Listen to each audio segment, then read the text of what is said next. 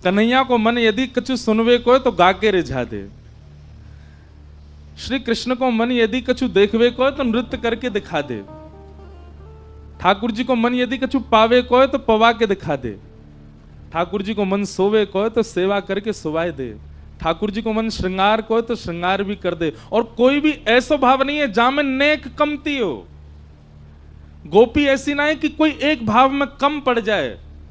न वहां पे तो भोजन ही बढ़िया बनानो आवे, श्रृंगार बढ़िया नहीं, हर चीज में निपुण। इसीलिए गोपी गोवी ही इंद्रिय ही कृष्ण रसम पिबती थी गोपी। जो अपने सर्वांगीण इंद्रियों से कृष्ण रस को पी करके श्री कृष्ण कोई मनावे, वही गोपी है। गोपी आस्वादन कौन को करे? करे श्री कृष्ण को ही आस्वादन है।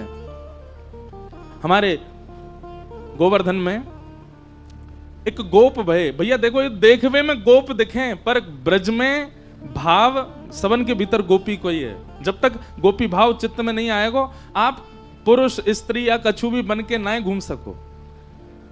भले ही हम पुरुष हैं पर ब्रज में आवे के बाद भाव तो गोपी को ही रखना पड़े। गोपी को भाव मतलब जो अपनी प्रत्येक इंद्रिय से श्री कृष्ण को रिझावे, जो अपनी प्रत्येक इंद्रिय से श्री कृष्ण की है, वो गोपी। हमारे डोंगरे जी महाराज से किसी ने कहा, बोले महाराज जी सर्वांगीण इंद्रियां यदि ठाकुर जी को अर्पित करेंगे तो कई इंद्रियां तो ऐसी हैं जो अशुद्ध हैं। तो श्री डोंगरे जी महाराज ने इतना सुंदर उत्तर दिया, ठीक करो। श्री डोंगरे जी महाराज कहते हैं, सर्वांगीण इंद्रिय कृष्ण अर्पण में बाकी सब तो समझ में आ जाएंगे, हाथ पांव कान नाक जीव त्वचा आदि से कैसे अर्पित करना है। पर दो गुप्त उपस्थिंद्रिय हैं जिनको स्पर्श करके हम भी अशुद्ध है जाएं और कही जाए ठाकुर जी की सेवा में अर्पित करो। कैसे? महाराज जी को इतना सुंदर भाव डोंगरे जी महाराज कहें, कल मैंने एक बात कही थी, वासुदेवई का निलय, ये देह क्या है? ठाकुर जी का घर है। और इस भावना से अपने तन को मल द्वार से और उपस्थ द्वार से शुद्ध करना, भीतर के समस्त दुर्भावों को वहां से प्रस्थान करा करके स्वयं को पवित्र रखना, यह गुप्त इंद्रिय का भजन है। मतलब हम ऐसी भावना रखें कि श्री राधा रमण चित्त में विराज रहे हैं और ठाकुर जी जहां विराज रहे हैं वो स्थान मलिन नहीं होना चाहिए, वो स्थान तो पवित्र होना चाहिए। वह स्थान पर कोई भी प्रकार की दुर्वस्तु दुर्भावना दुर्गंध नहीं होनी चाहिए। इस भावना से नित्य क्रम करने मात्र से आप अपनी उपस्थिंद्रियों से भी भजन कर रहे हो। तो प्रत्येक इंद्रिय जो ठाकुर जी को अर्पित करे वो गोपी। तो हैं तो भले ही गोप देखने में, कौन? श्री चतुर्भुज दास जी, पर इसी गिरिराज जी की तलेटी में उन्होंने गाया क्या? दर्शन को नैना तपे, वचन सुनन को कान। ये गोपी की परिभाषा है। दर्श बिन दुखन लागे नैन, नेत्रों में पीड़ा हो रही है, जलन हो रही है। अधिकतर जलन कब होती है नेत्रों में? या तो नींद ना भई हो पूरी जैसे हमारी, या फिर कोई बहुत ही ज्यादा प्रकाश आ जाए तो। लेकिन गोपी के नेत्रों में पीड़ा केवल एक ही भाव की है, दर्शन को नैना तपे। ठाकुर जी कब दिखेंगे? गोवर्धन वासी सांवरे,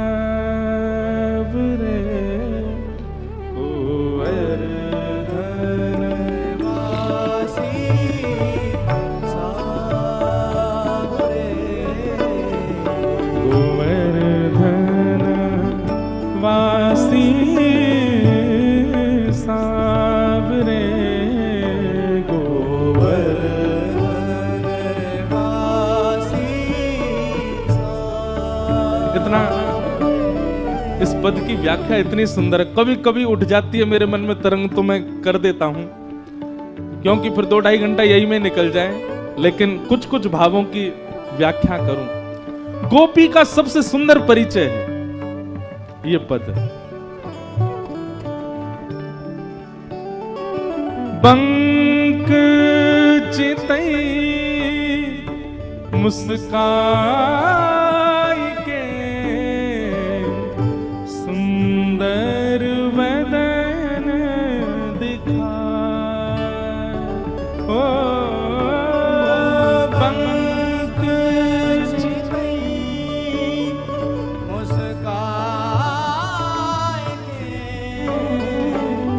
सुंदर वदन दिखाए। बंधुओं, जब कोई ऐसी रूप की या लीला की भावना बताई जाए करे ना, तब नेत्र बंद करके चिंतन करे करो। यहां पर दो भाव बताए जा रहे हैं। श्री चतुर्भुज दास जी कह रहे हैं बंक चितई मुस्काए के सुंदर वदन दिखाए। अब इसकी दो भावना कैसी हैं? एक भावना तो ऐसी कि जिनकी बांकी चितवन है, ऐसे बांके बिहारी जी मुस्काए के सुंदर वदन दिखा। हे बांके बिहारी, हे बांके ठाकुर जी, आप मुस्कुरा करके अपने सुंदर वदन को मुख दर्शन कराओ ना।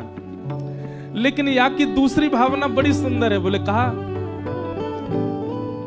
बोले ठाकुर जी की मुस्कान कैसी है? बोले उनके पाम बांके हैं, उनकी कमर बांकी है, उनकी गर्दन बांकी है, पर उनकी मुस्कान भी बांकी है। मुस्कान बांकी कैसी है? बोले जैसे हम मुस्कुरामे तो हमारे दोनों होठ पीछे को जामे, पर ठाकुर जी कैसे मुस्कुरामे? बोले एक तरफ से ही मुस्कुरामे, बस एक तरफ से ही होठ पीछे जा रहे हैं, एक तरफ से ही मुस्कुरा रहे हैं। ये भी कला है, ठाकुर जी कर सके और कोई ना कर सके। बोले बांकी मुस्कान के लिए क्यों कह रहे हैं? बोले पूरे आधे मुस्कुरामे बामे तो हम ऐसे घायल से है जाएं, पूरे मुस्कुरा गए तो प्राणी निकल जाएंगे, या हमारे बांके ही मुस्कुराओ। तो दो भाव है। एक तो यह है कि जो बांके बिहारी हैं वो मुस्कुरा के अपना रूप दिखाओ, और एक भाव ऐसा है कि आप अपनी बांकी वाली मुस्कुराहट हमको दिखाओ। क्यों? पूरी देखने की सामर्थ्य हमारी नहीं है ना। अभी बहुत दिना जीनो है, और जी करके आपको बजनो है। खावे के काज ना जीनो, कमावे के काज आपको भजवे के काज जीनो है नाथ। अभी मत मार दियो हमें, न कहीं दिखाओ। बंक चितई मुस्काई के सुंदर वदन दिखाए। ओ बंक चितई मुस्काई के सुंदर वदन दिखाए। लोचन तड़फे मीन जो जुग भरी धरी बिहाए। गोवर्धन वासी सांवरे, गोवर्धन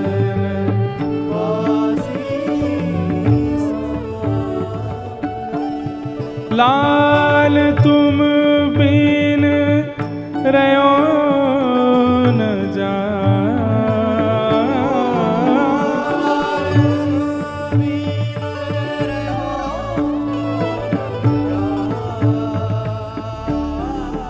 लाल तुम बिन रयो न जाए रे। गोवर्धन वासी सांवरे, गोवर्धन वासी सांवरे। श्री चतुर्भुज दास जी गोपी हैं। ठाकुर जी को थोड़ी देर को विरह है कि और थोड़ी देर में ही पद गा दियो। भैया हमारी श्वास रोक दी जाए तो थोड़ी देर ही काफी है प्राण निकरवे में। ऐसी स्थिति यदि ठाकुर जी के प्रति है जाए कि नेक देर को भी ठाकुर जी चले गए तो जैसे बिना श्वास के व्यक्ति, बिना जल के मछली, वैसी हमारी स्थिति है जाए। हम ऐसी स्थिति में है ही ना है अभी। तुम थोड़ी देर की बात कर रहे हो, खूब दिनांत तक दूर कर दो ठाकुर जी, तो जी लेंगे हम। तो हमारी स्थिति नहीं है। पर चतुर्भुज दास जी व्याकुल हो गए, विचलित होने लगे, रुदन करने लगे। श्री गिरी कंदरा में बार बार गिर करके ठाकुर जी से कहे, नाथ आप प्रकट हो जाओ। रसिक रसीली बोलनी गिरी चढ़ी गाए बुला। ओ रसिक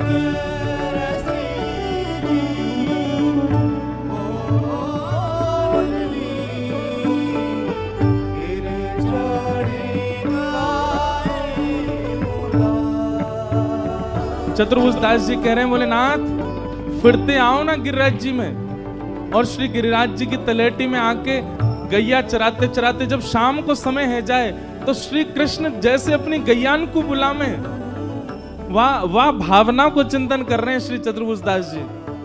ठाकुर जी अपने दोनों हाथन से ऐसे एक गूंज सी बना लें और गूंज बना करके फिर चिल्लावे, अरे धौरी कहाँ को चली गई, अरे जल्दी आ नंद भवन चलवे को समय है गयो। अरे श्यामा तू कहाँ को चली गई, मैया मारेगी, दूध निकारवे को समय है गयो, जल्दी चल। चतुर्भुज दास जी कहते हैं जब ऊंची टेर से ठाकुर जी अपनी गैयान को घेरे हैं, गैयान को बुलावे और वह टेर के जब स्वर हमारे कानन में पड़े तो मन में भावना आवे, अरे विधाता तेने हम मानव काय को बनाई दिए, अरे गैया बना दियो हो तो श्याम सुंदर हमको भी ऐसे ही पकड़ पकड़ के घेर के ले जाते। हे नाथ हम भी यही गिरिराज जी में बैठे हैं, एक टेर लगा के हमको भी बुला लो अपने पास। गाय बुलाई धूमरी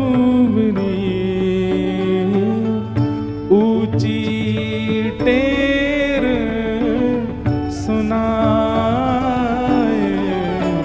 गोवर्धन वासी सावरे, गोवर्धन वासी लाल तुम बिन रयो न जाए, तुम बिन रयो न जाए, गोवर्धन वासी सावरे,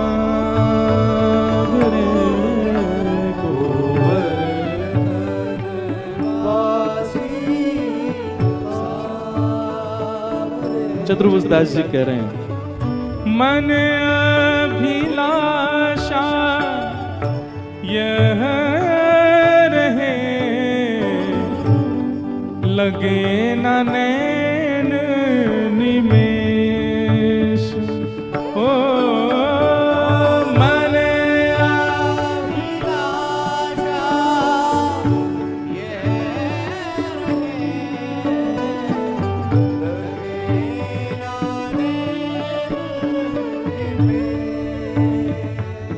यह गोपी गीत, भ्रमर गीत, वेणु गीत, प्रणय गीत, जितने गीत गोपियों ने गाए हैं सबका निचोड़ गाया है श्री चतुर्भुज दास जी ने।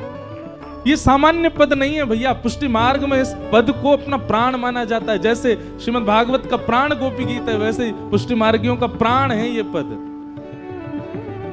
अब इस भावना में श्री चतुर्भुज दास जी वेणु गीत का चिंतन कर रहे हैं और वेणु गीत का चिंतन करते हुए कह रहे हैं कि मन अभिलाषा यह रहे, लगे न नैन निमेष, अक्षणवताम फलमिदम न परम विदाम।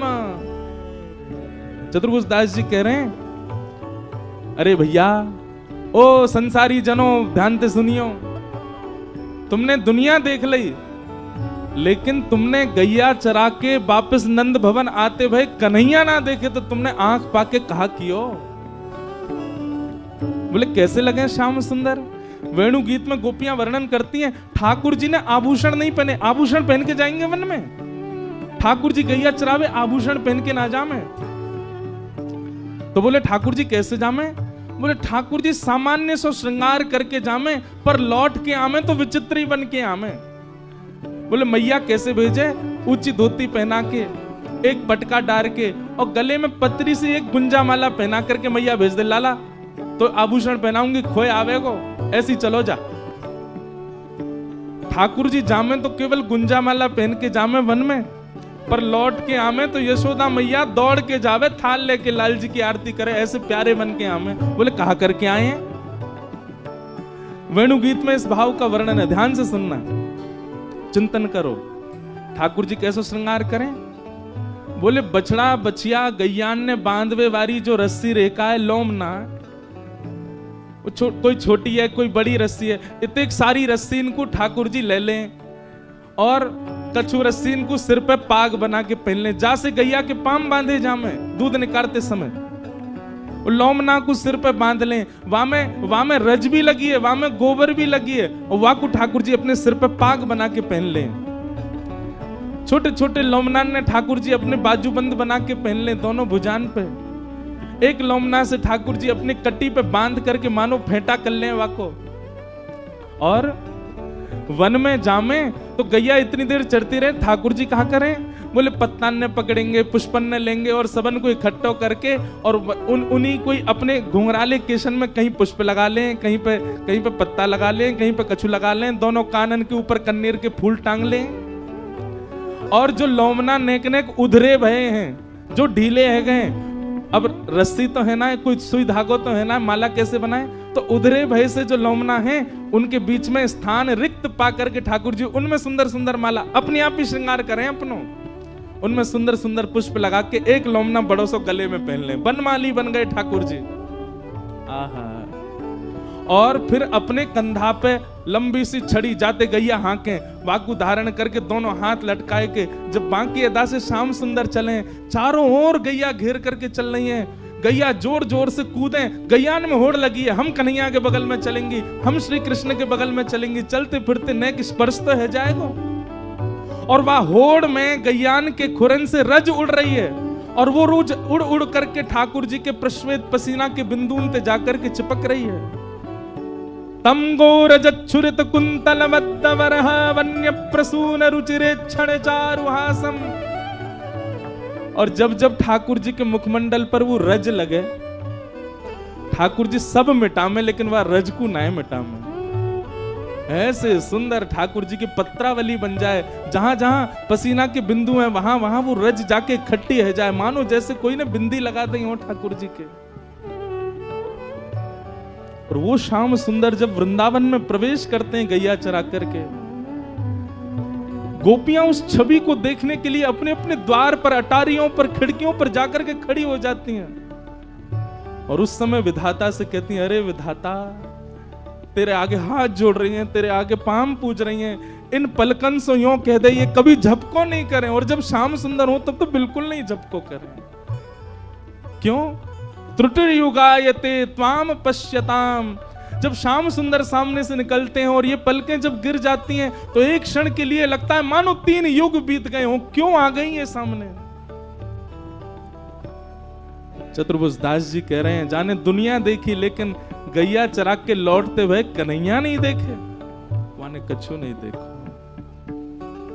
मन अभिलाषा यह रहे,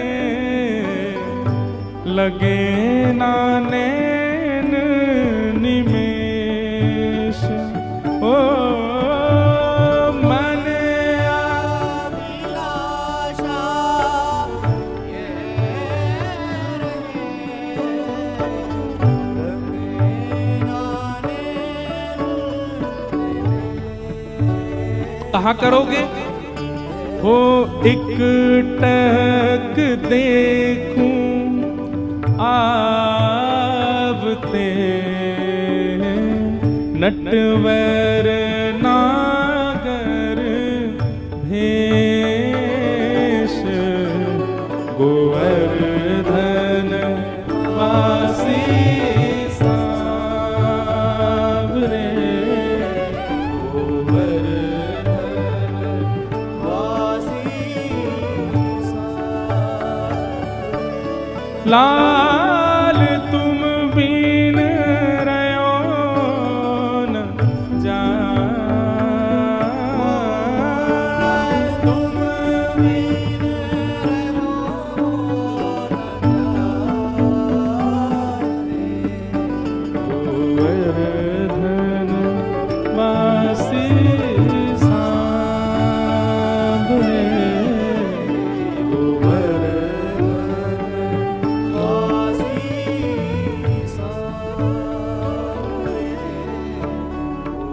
मन मथ कोटिक वारिणे। गोपियां कह रही हैं, चतुर्भुज दास जी कह रहे हैं, मन मथ कोटिक वारिणे। अपने मन को, अपने करोड़ मनन की भावनान को श्री लाल जी पे वार दें। कब वारें? देखी डगमगी चाल, मन मत कोटिक वारिणे।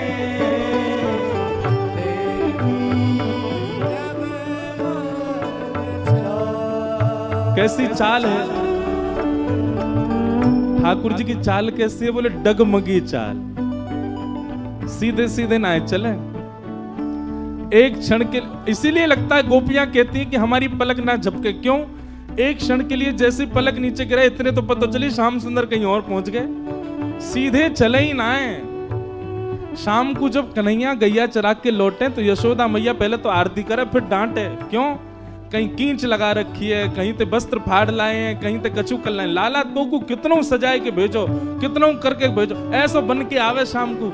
मधुमंगल सीधाम बोले मैया बस पूछो ही मत, ऐसो कूद तो फांद तो चले, यूं ना कि सीधो सीधो चल ले। अरे एक बार गलती थी, मैंने और श्रीदामा ने आके हाथ पकड़ लिए कि हम तेरे संग चलेंगे। मैया श्रीदामा के घोंटू फोड़ दिए, मेरा सिर फोड़ दियो। ऐसे कूद कूद के चले, सीधो चले ही ना है, डगमगी सी चाल चले।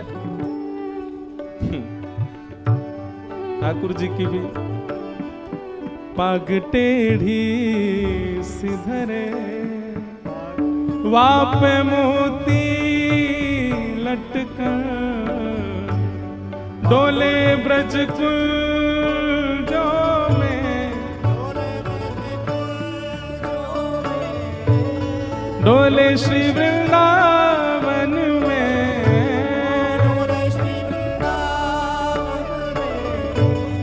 झूम के राधारमन, पग टेढ़ी सिधरे, पग टेढ़ी सी पाग धर रखी है और बामू टेढ़ी मेढ़ी चाल चल रहे हैं। मन मत कोटिक वारिणे, देखी डगमगी चाल।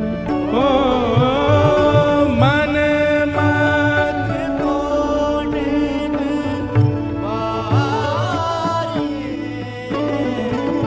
देखी डगमगी चाल। और हे जुमती जन मन फलदना, अम्बुज नयन विशाल, गोवर्धन वासी सावरे, गोवर्धन वासी सावरे। लाल तुम बिन रहो न जाए,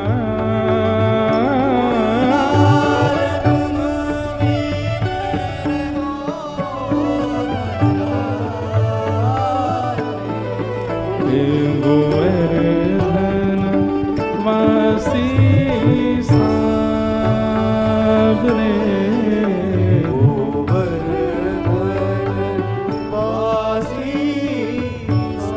कुमन दास जी कह रहे हैं, चतुर्भुज दास जी कह रहे हैं, युवती जनमन फंदना, अंबुज नयन विशाल। ठाकुर जी के नेत्र कैसे हैं? बोले जैसे कमल की कली होती है ना, आगे से बड़ी और कोने आती आती छोटी है जाए, तो ठाकुर जी के नेत्र बीच में तो बड़े हैं और कोने में आते आते छोटे है जाए। और टेढ़ी मेढ़ी चाल चलते भय आगे ते अगर कोई युवती आ जाए, कोई गोपी आ जाए और वाकु ठाकुर जी यदि एक बार देख लें अपने कटाक्ष से, ऐसी घायल सी कर जाए वाकु। श्री मीराबाई के चरित्र में आता है। जब वे माधवी नाम की गोपी थी अपने पूर्व जन्म में, सबने कथा सुनी होगी, उनकी मां ने उनको कहकर के भेजा था कि तेरो श्रीदामा ते ब्याह एरो है, लेकिन लाली ध्यान रखियो तेरे श्रीदामा को जो मित्र है ना कन्हैया, बाकू अपनो मुख मत दिखाइयो। वो एक बार जाकू देख ले, वाको पातिव्रत धर्म नष्ट है जाए, अरे वाके सबरे धर्म नष्ट है जाए, वो कहीं को ना रहे वही को रह जाए बस। तेरो ब्याह एरो है, ध्यान रखियो, सबन को मुख दिखाई करियो, वाकू मोहम्मद दिखाइयो।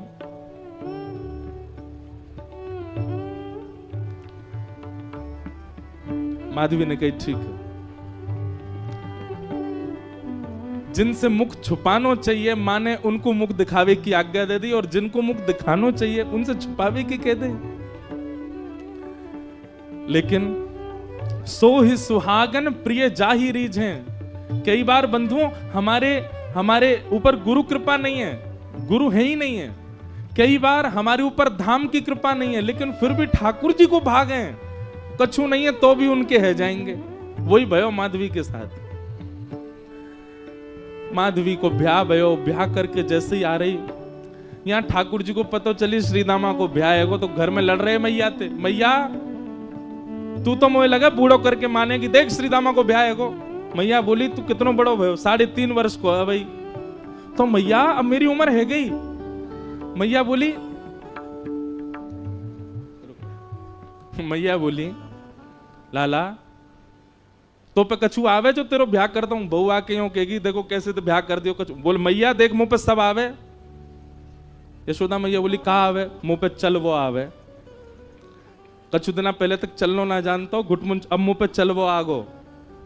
दूसरा मैया मुंह पे बोल वो आवे, मैया मुंह पे सो वो आवे, मुंह पे डोल वो आवे, सबरे काम तो आगे। और कहा चाहिए मैया, और कहा करके लाऊं बता। 9 लाख गैयान को स्वामी में पिताजी ने 9 लाख गैया कौन कहेगा, मेरे काजी तो हैं। मैया बाबा को इकलो तो लाल में इतना बड़ो मेरो भवन, अब एक ही चीज की कमी है। कहा बोले एक बहू ना है बस मेरे पास, अब ब्याह करा दे मैया। और देख मैया श्रीदामा ब्याह करवे गयो है। मैया बोली बात मत बनाए कर, चल बैठ जा। मैया कछु काम में लगे, ठाकुर जी पीछे पीछे डोलने, मेरो ब्याह करा दे मैया, श्रीदामा की बहू आ गई, मेरी ना आई है, मेरो ब्याह करा दे। मैया ने जब नहीं सुनी तो ठाकुर जी रूठ के बोले मैया देख तू मेरो ब्याह करा दे, नहीं तो श्रीदामा के घर ले आऊंगा मैं, बउआ की बहू ले आऊंगा। मैया ने ठाकुर जी डांट फटकार के भगाए दिए। ठाकुर जी को पता चली श्रीदामा की बहू आ गई है। ठाकुर जी कूदते फांदते पहुंच गए श्रीदामा के पास। ब्याह है गो? बोले हाँ। बहू कहाँ है? बोले भीतर बैठी है। बोले मुझे दिखा दे। अरे लाला तेरी भाभी है, तू देख ले। बोले भाभी ना है, वो बहू है। बोले बहू तो लाला मेरी है। ठाकुर जी बोले मोह तो ऐसा लोगो करती, बहू सबन की हुए करे। श्रीदामा बोले लाला तेरी बात ऐसी है, तेरी तो भाभी है वो। बोले अच्छा ठीक है मैं देखता हूँ, नहीं देखूं तो सही बहू हो मैं कैसी है, मेरा ब्याह होगा तो पहले तो पता रहेगी। हाँ लाला मिल गया। ठाकुर जी जैसे ही पहुंचे, माधवी को पहले ही जाके बता दे। बोले श्रीदामा के परम मित्र श्री कृष्ण आ रहे हैं मिलवे। ओहो, कृष्ण को नाम सुनते ही माने तो मुंह ढक लिया अपना। बोले जो वही है, जाते मैया ने कही मुंह छुपा के रखना है। ठाकुर जी ने खूब अनुनय विनय किए, हाथ जोड़े पाम पूज लिए। बोले भाभी ने मुंह दिखाए दो, नहीं दिखाया। ठाकुर जी बोले तू जाने ना आया भाई, मेरे मुंह को देख, मेरे मुंह देखवे के काजे करोड़न वर्ष की तपस्या करें, इतना नाम जप करें, उंगली घिस जाए तब वो मेरा मुंह ना देख पाए, और मैं तेरे आगे हाथ जोड़ खड़ा हूं, तू देखना रही है। माधवी कुछ नहीं बोली। ठाकुर जी बोले ठीक है जा रहा हूं, तड़पेगी मुंह को देखवे के काजे। चले गए। लेकिन माधवी को उसी समय से बेचैनी होने लगी जैसे ठाकुर जी गए ना। अब तो कहीं भी जाती है गोपियां चर्चा भी कृष्ण की करती हैं, बैठती है तो चर्चा श्री कृष्ण की होती है, सब गोपियां आपस में बात करती हैं। तो माधवी उनको समझाती है, अरे तुम कैसी कन्या हैं, अपने पति के बारे में बात नहीं करती, वो उसके बारे में बात करती रहती हो। नंद जी को लाला ऐसा, नंद जी को लाला ऐसा। एक गोपी से यों तक सुन ली माधवी ने कि वाकी उम्र अभी 3.5 वर्ष की है। तो माधवी बोली राम राम राम, शर्म नहीं आती? नेक सो बालक वाकु प्रियतम मानो तुम। एक दिन माधवी जल भरने के लिए गई यमुना जी, और यमुना जी पर जल की गागर जैसे ही भरी, सब गोपी तो अपने अपने जल ले ले करके वहां से चली गई। माधवी थोड़ी विलंब से पहुंची, अकेली जैसे जल की घागर भर के उठान लगी सो उठे नहीं, ऐसी भारी। अब इत को देखे कि कोई आ जाए, आकर के नेक उचाई दे, आकू मेरे मूड पे धर दे, सिर पे तुम्हें ले जाऊं। खूब प्रयास किया लेकिन कोई देखो नहीं दूर दूर तक। तभी नंद नंदन बांकी अदा से चलते भय वहां पहुंच गए। यहां पाम धरे वहां पाम धरे, मटकते भय नैन के सैन चलाते हुए। सैन मतलब जाने ना, या ते कहें सैन। ठाकुर जी ऐसे चलाते रहे अपने बौन ने, सीधे ना रखें, सब जगह ते टेढ़े हैं, कछु ना कछु करते रहे। मतलब रात में सोते कैसे होंगे, वहां में सीधे नहीं सोते होंगे। यशोदा मैया नंद बाबा पे चढ़ जाते होंगे। कोई काम सीधो ना करें। ठाकुर जी हमारे कानों हिला लेते होंगे, नाकों हिला लेते होंगे, का करें पतो ना। पहुंच गए। माधवी ने ठाकुर जी को देखो तो हो ना हो, लेकिन जैसे श्याम वरण श्री श्याम सुंदर सामने से आ रहे हैं, सो माधवी बोली ओ लाला इतकुआ ने कहियो, नेक मेरी मटकी उचाए दे, मूड़े धरवा दे, फिर चलो जाइयो। ठाकुर जी ज्यों ज्यों पास आते जाएं, माधवी को त्यों त्यों लगे तो सही कि यह बालक में कछु तो अद्भुतता है, लेकिन वाय ना पता ही कि श्याम सुंदरी मां ने कभी देखे ही नहीं। नेक देखे और फिर कछु काम करने लगे, लेकिन काम वाकई स्थिति ऐसी है गई कि वो और चीजन में को मन लगे नहीं रहो, वाकई नेत्र अपने आप फिर रहे हैं। एक बात याद रखना बंधुओं, ठाकुर जी ने जादना अनुभव करा दियो, इंद्रिय अपने वश में नहीं रहेंगी। आपके हाथ, आपके पाम, आपके कान, आपके नेत्र, आपकी जीभ, आपकी नासिका, ये समस्त इंद्रियां, बुद्धि, मन सब हमारे वश में है। लेकिन जादना ठाकुर जी को नेक देर को भी साक्षात्कार भयो, सब ठाकुर जी को है जाएगा। अब माधवी कर तो कार्य रही है, नेक नेक मटकी को ऊंचाई हुई की प्रयास कर रही है, लेकिन वहां के मन में बार बार यावे नेक तो देखूं याकू, और फिर नजर घुमा के देखे और फिर खुद पे विचार करे काय को देख रही हूं मैं, फिर अपना काम करने लगे, फिर काम कर, फिर नेक तो देखूं, फिर देखे और फिर देख करके फिर दोबारा अपने कार्य में। ऐसी स्थिति है गई। माधवी ने झटपट नेत्र बंद ही कर लिए, बोले देखूंगी ही ना। पता ना क्यों इतना आकर्षण है रोए। ठाकुर जी आ गए। माधवी नेत्र बंद करके, लाला ने ऊंचाई दियो, मटकी ऊंचाई दे, उठवाए दे। ठाकुर जी बोले मेरे छोटे छोटे से हाथ में कैसे उठवाऊंगा।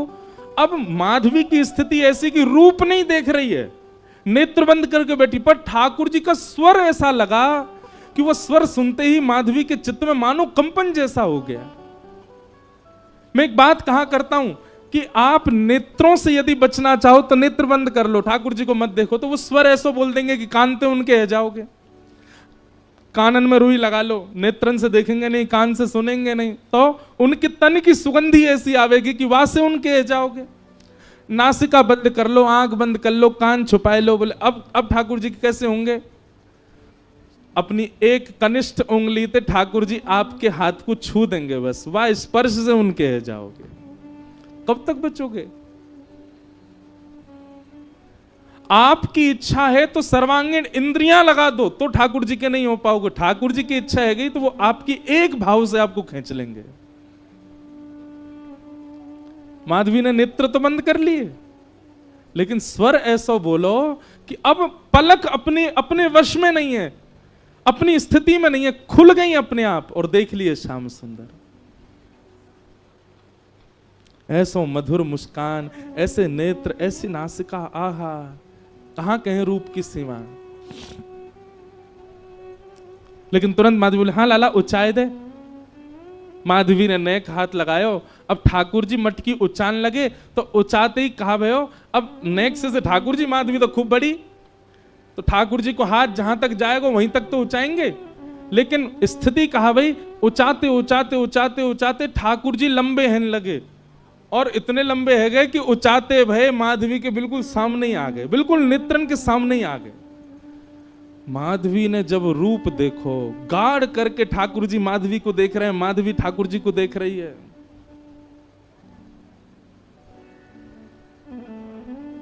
अब कहां ते ले जाएगी? अब स्थिति है का ले जावे की मटकी? बस सिर पर मटकी धरवाए के माधवी के हाथ दोनों धर के, और ठाकुर जी बस नेत्रन में देखते जा रहे हैं, क्रिया सबरी कर रहे हैं, और ये बस मटकी धराए करके, और ठाकुर जी बोले अच्छा माधवी मैं जा रहा हूं, और कह के ठाकुर जी चले गए। शाम तक ऐसे ही खड़ी रही, नेत्रों से अविरल आंसू बह रहे हैं, ना हिल रही है ना डुल रही है, कोई चेतना नहीं, कोई भावना नहीं। शाम को गोपी जब जल भरवे के काजी आई तो देखी मूर्तिमंत है करके माधवी खड़ी है। दिन भर से ऐसे खड़े हैवे के कारण वहां को रक्त तक रुक गए हाथन को, नेत्र लाल पड़े हैं, मोटे मोटे अश्रु बिंद गिर रहे हैं। कोई गोपी ने जाकर के एक पानी को छिड़काव मुख पे किया, होश में आई, होश में आते ही गिर पड़ी। गोपी ने कही कहा हो? माधवी बोली वो कहां है, वो कहां है? गोपी बोली कौन? अरे मेरी मटकी ऊंचाई के गए हो, ऐसे कमल जैसे नेत्र, ऐसी मधुर मुस्कान, पता नहीं क्यों उसके प्रति इतना आकर्षण हुआ। और बहन कहा कहूं को स्वर सुनकर के तो मैं अपने वश में ही नहीं रह पाई। कृष्ण नाम जब ते श्रवण सुनो रियाली, भूली री भवन में तो बाबरी भई रे। और इस पद की सबसे सुंदर पंक्ति मुझे लगती है, रोम रोम हो मैं तो श्रवण मई रे। मानो मैं कान बंद कर लूं तो कब तक करूं, मेरे रोम सुन रहे हैं उनका नाम, मेरे रोम पुकार रहे हैं उसको, मेरे रोम देख रहे हैं कि वो कहां चला गया। पहले दो आंख थी, दो कान थे, पर अब रोम रोम उसका हो चुका है। कहां तक छुपाऊं, कहां तक रोकूं खुद को?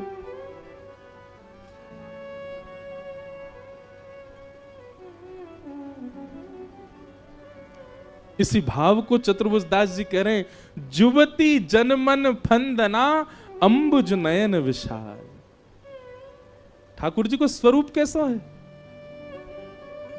बोले एक क्षण के लिए दिखेगा, लेकिन वो एक क्षण के दिखवे के बाद में ऐसी स्थिति कर जाएंगे आपकी, कुछ नहीं कर पाओगे।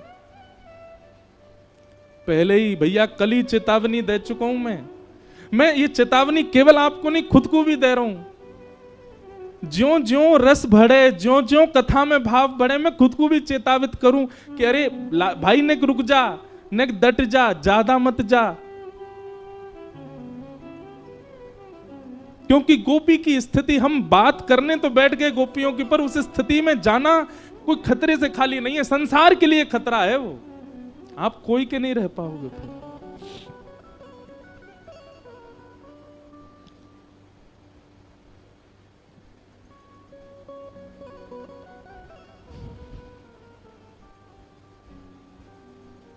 मीराबाई कह रहे हैं, जादू करके,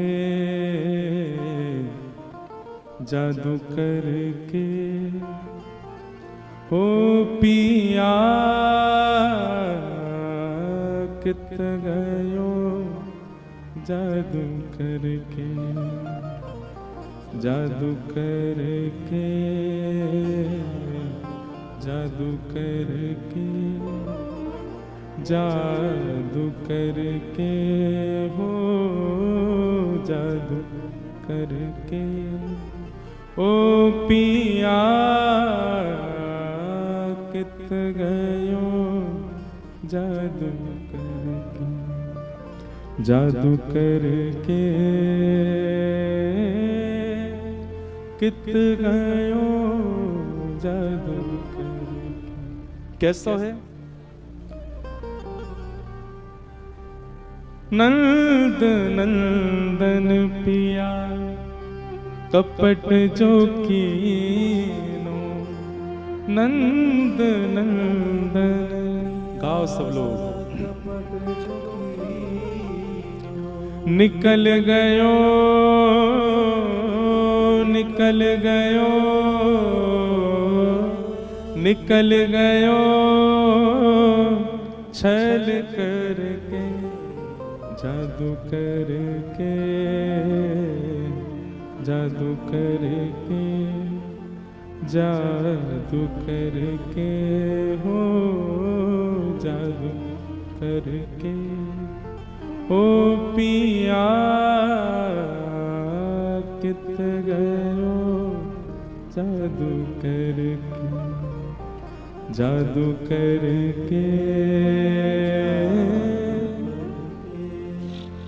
ओ पिया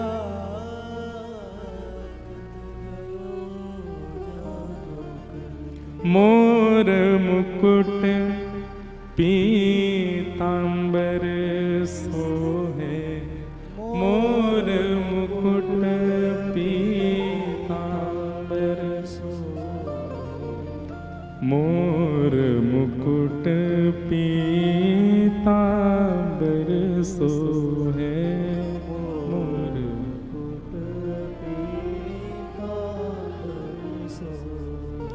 और ये शब्द ये पंक्ति मीराबाई की अद्भुत है। कबहू न मिले कबहू न मिले कबहू न मिले अंग भर के जादू करके जादू करके। मीराबाई की इस पंक्ति से एक भाव समझ में आता है कि ठाकुर जी जब सन्मुख आते हैं ना तो इच्छा ये होती है कि इनको अंग भर के हम पकड़ लें, पहले तो जी भर के देख लें, जी भर के सुन लें, और जब सबसे बस ये स्थिति है व्यवहारी होगी कि बस अब चक्कर आ रहे हैं, हम गिर ही जाएंगे, बस इच्छा होवे कि ये हमको अंग से लगा लें। ऐसे चतुर हैं ठाकुर जी, केवल हाथ मिला के चले जाएंगे। तो अब जीवन भर यही रहेगा कि हाथ ही क्यों मिला के गए, या तो मिलाते ही नहीं, और मिलना ही हो तो फिर अंग भर के मिलते ना, एक बार हृदय से लग जाते। कबहू न मिले कबहू न मिले कबहू न मिले अंग भर के जादू करके जादू करके जादू करके हो जादू करके ओ पिया कित गयो जादू करके जादू करके कित गयो जादू कर।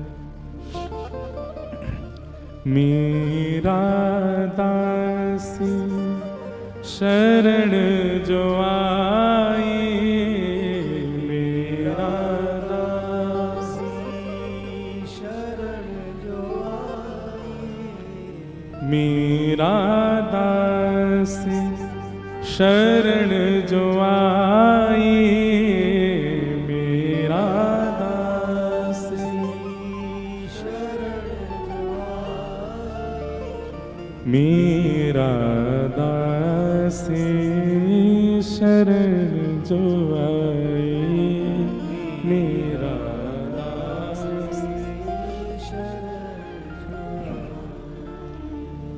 मेरा दासी शरण जो आई चरण कमल चरण कमल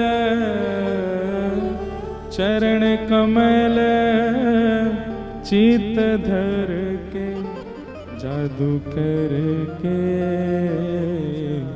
जादू करके जादू करके हो जादू करके हो पिया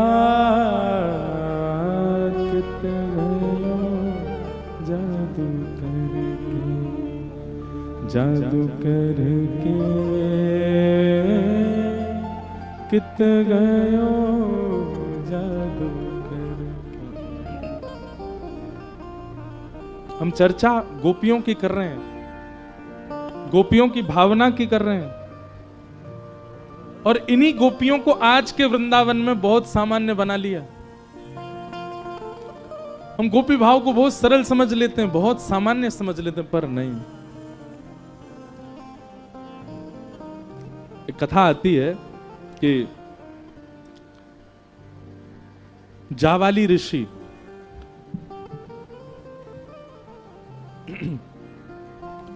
उन्होंने सब प्रकार के तप किए, सब प्रकार के यज्ञ किए, सब प्रकार की साधनाएं की। तब उनके मन में भाव आया कि मैं ब्रह्म विद्या की साधना करूं। बहुत ध्यान से सुनिएगा सब लोग, ब्रह्म विद्या क्या है? ब्रह्म विद्या ब्रह्म ध्यान को ही कहते हैं।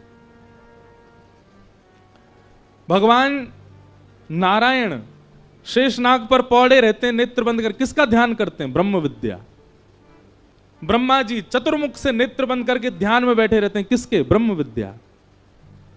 देवादिदेव महादेव हिमालय पर बैठ करके घनघोर विपरीत अवस्था में बैठ करके तप करते हैं। किसका स्मरण करते हैं? ब्रह्म विद्या। मतलब देवादिदेव महादेव ब्रह्म भी जिसका ध्यान करें वो है ब्रह्म विद्या। अब ब्रह्म विद्या क्या है? खीर में नमक डालने के समान होगा, उसकी ज्यादा व्याख्या, बस बात सुन लो कि ब्रह्म विद्या के चिंतन में पढ़ने के लिए जावाली ऋषि अन्य लोकों में भ्रमण करने लगे और सब जगह से इकट्ठा करने लगे कि ब्रह्म विद्या में मैं कैसे जाऊं। तभी विचरण करते करते किसी लोक में उनको एक परम सुंदरी कन्या दिखाई दी। बहुत ध्यान से सुनना। परम सुंदरी कन्या दिखाई दी और वो कन्या भी ध्यान में बैठी थी। उसका रूप ऐसा, उसके नेत्र ऐसे, उसका सर्वांगीण अंग ऐसा कि कोई भी मोहित हो जाए। जब जावाली ऋषि ने उसको देखा तो देख करके सामने बैठ के उसको देखने लगे तो थोड़ी देर बाद ही क्या होने लगा, उस कन्या के रूप से सहज ही जावाली ऋषि को ब्रह्म का चिंतन होने लगा। जिस चिंतन के लिए युगों युगों की तपस्या फीकी पड़ जाती है, वो तपस्या का भाव उस कन्या के दर्शन मात्र से होने लगा। सहज ही ब्रह्म का स्मरण होने लगा, सहज ही तप बनने लगा, सहज ही योग साधना बनने लगी, सहज ही इंद्रियों पर वशीकरण होने लगा, सहज ही बिना श्वास के जीवित रहने की इच्छा होने लगी, सहज ही बिना भूख प्यास के जीवित रहने का भाव उत्पन्न होने लगा। जावाली ऋषि बोले मैंने तो कुछ किया नहीं है, अपने आप कैसे मेरी साधना बढ़ रही है? तभी उस कन्या ने अपने नेत्र खोले। जावाली ऋषि ने कहा, देवी आप कौन हो? आपका सौंदर्य रूप आदि सब देख करके पहले तो मैं चकित हुआ कि इतनी सुंदर, पर आपका सौंदर्य कामवर्धन नहीं है। आपका सौंदर्य, आपका रूप, आपकी उपस्थिति तो ब्रह्म को प्रकट कर रही है, तप करा रही है, योग निद्रा में डाल रही है, समस्त प्रकार की इंद्रियों के रसों को एकाग्रित कर रही है। आप कौन हो? तो उसने हाथ जोड़ के कहा मैं ब्रह्म विद्या हूं। जावाली ऋषि चरणों में गिर गए, बोले मैं आपको ही खोज रहा था। जिसका ध्यान देव भी करते हैं, जिसका ध्यान नारायण करते हैं, जिसका ध्यान महादेव करते हैं, वो ब्रह्म विद्या हो। बोले जी। बोले आपको जो स्थिति मुझे देख करके हो रही है, ये ब्रह्म विद्या की प्रारंभिक स्थिति है। योग निद्रा में चले जाना, इंद्रियों को वशीकरण कर लेना, बिना श्वास बिना भूख प्यास के जी लेना, आदि आदि। जावाली ऋषि की खूब देर चर्चा चली। तब जावाली ऋषि ने कहा हम सब ब्रह्म का ध्यान करते हैं, ब्रह्म विद्या का ध्यान करता है, पर आज ब्रह्म विद्या भी किसी का ध्यान कर रही थी, आप किसका ध्यान कर रहे थे? तब ब्रह्म विद्या कहती हैं, आप सुनना चाहते हैं मैं किसका ध्यान करती हूं? बोले किसका, बताओ। बोले निभृत कुंज पे अद्भुत सेज पर श्री प्रिया प्रियतम पौड़े हैं और समस्त सहचरियां सखियां कोई राग गा रही हैं, कोई बीड़ा पवा रही हैं, कोई पंखा जल रही हैं, कोई चवण उड़ा रही हैं, कोई इत्र पुचकार रही हैं। इस प्रकार से उस निकुंज का स्मरण, उस निकुंज का चिंतन में ब्रह्म विद्या कर रही है।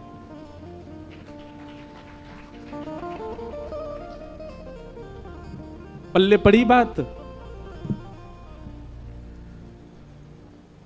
तब जावाली ऋषि कहते हैं मतलब मैं तो अभी तक मानता था ब्रह्मांड में सबसे बड़ा ध्यान ब्रह्म विद्या का है, लेकिन आज आपको सुनकर के लग रहा है कि आप भी जिसका ध्यान करती हैं तो इसका मतलब सर्वश्रेष्ठ ध्यान वही है। तब ब्रह्म विद्या ने वेद खोला, बोले महादेव मेरा चिंतन नहीं करते, वो मेरा आश्रय लेते हैं कि हे ब्रह्म विद्या आप कृपा करो और निकुंज का दर्शन कराओ। तब मैं निकुंज प्रकट करती हूं उनके चिंतन में। तो कैलाश पर बैठे हुए महादेव जपी से दिखाई देते हैं, तपी से दिखाई देते हैं, योगी से दिखाई देते हैं, पर ब्रह्म विद्या का चिंतन करते करते करते वे भी निकुंज की एक सहचरी बनकर के प्रिया प्रियतम को लाड़ लड़ाते हैं। वो उस ध्यान में रहते हैं, गोपी भाव में चले जाते हैं। शेषनाग पर पौड़े हुए नारायण चतुर्भुज रूप हैं, लक्ष्मी चरणों में बैठी हैं, वह भी मेरा आश्रय लेकर के निकुंज के अपने ही रूप का दर्शन करते हैं। ब्रह्म विद्या, ब्रह्म चिंतन, ये योगाध्यास, निरिध्यासन आदि, इन सब का मूल क्या है? बोले गोपी भाव। तब जावाली ऋषि ने चरणों में प्रणाम करके कहा आप मुझ पर कृपा करो। तब ब्रह्म विद्या ने जावाली ऋषि से कहा कि अब आप प्रारंभिक श्रेणी तो पार कर चुके हो, अब मेरा चिंतन करते करते निकुंज का चिंतन करो, युगल का चिंतन करो। तब अन्य किसी लोक में अत्यंत तपोनिष्ठ श्री जावाली ऋषि बैठे हैं और बैठ करके चिंतन करते करते करते करते करते ब्रह्म विद्या ने उनको निकुंज का दर्शन कराया। निकुंज का दर्शन करते ही ललता विशाखा आदि सखियां चमन डोरा रही हैं, प्रिया प्रियतम विलास कर रहे हैं। आहा,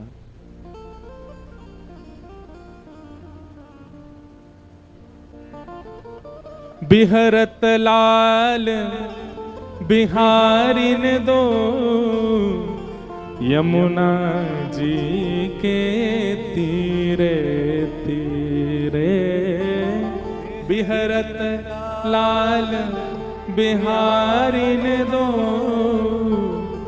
यमुना जी के तीरे तीरे। इतना सुंदर पद है, हमारे हरिदास परंपरा के वैष्णव जन गाते हैं। बिहरत लाल बिहारिन दो श्री यमुना जी के तीरे तीरे। उसी भावना का जब चिंतन जावाली ऋषि को हुआ, नेत्रों से अश्रुपात होने लगे, शरीर कंपायमान हो गया। ब्रह्म विद्या के चरणों में प्रणाम किया, बोले मुझ पर कृपा करो। बोले अब क्या चाहते हैं आप? बोले मैंने सखियों को देखा, गोपियों को देखा, सहचरियों को देखा, उनकी सेवा भाव को देखा, पर अब मैं सेवा देख करके संतुष्ट नहीं हो पा रहा हूं। तो अब क्या चाहते हैं? बोले मुझे ब्रजमंडल भेज दो कोई गोपी बना करके। तब कितने करोड़ अनुष्ठान युगल मंत्र के करने की आज्ञा दी, उतने करोड़ अनुष्ठान उन्होंने किए। और उसके बाद धनिष्ठ गोप नाम के एक गोप हुए, उनके यहां पर जावाली ऋषि एक गोपी बनकर के आए और फिर उन्होंने श्री प्रिया प्रियतम का साक्षात्कार किया। और हम ऐसे इस गोपी बन जाते हैं।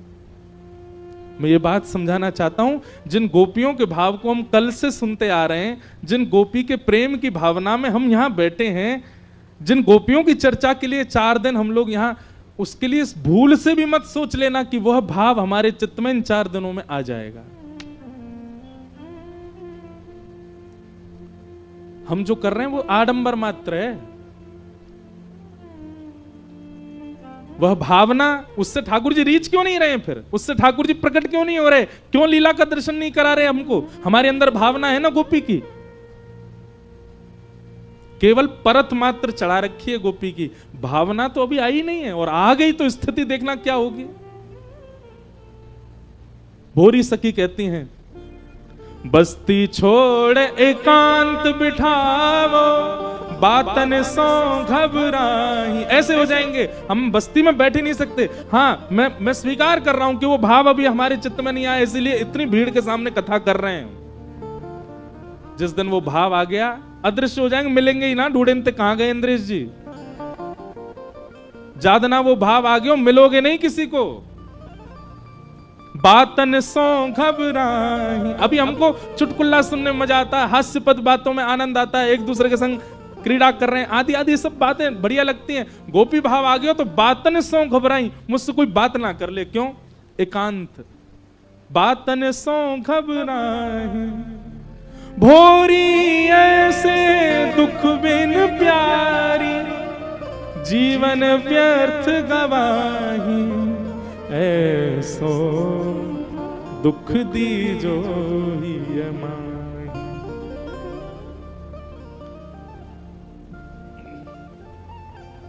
अर्जुन श्री